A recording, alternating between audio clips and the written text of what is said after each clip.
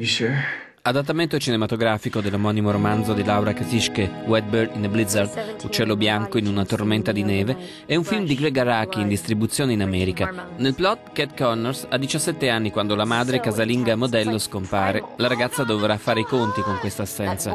L'interprete Shailene Woodley entra così a far parte della gioventù bruciata di Gregg Araki. Girare un film ambientato negli anni '80 è entusiasmante, si potrebbe presentare la giustapposizione della vita di oggi con tutta la nostra tecnologia. È un film in cui il seminterrato della casa non ha un televisore gigante o l'impianto stereo, non c'erano queste distrazioni.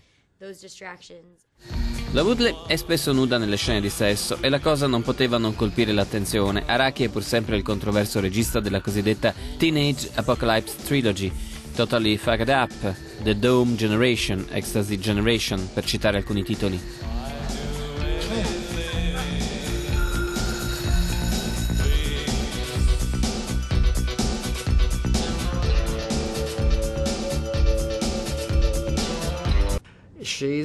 L'attrice è molto vera, aperta, è semplicemente se stessa nel film.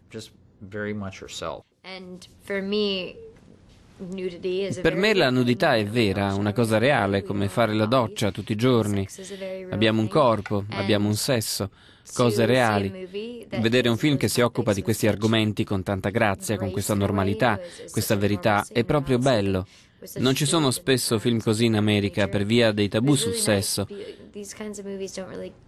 E la cosa mi sembra strana, a differenza dall'Europa, dove la sessualità è un tema molto comune. Dopo il debutto negli Stati Uniti, il film approda in Europa da novembre. Please, I don't care what it is. I just cannot keep living my life in the dark, just wondering. Don't ask me. Ask him. Why won't anyone listen to me? Mom?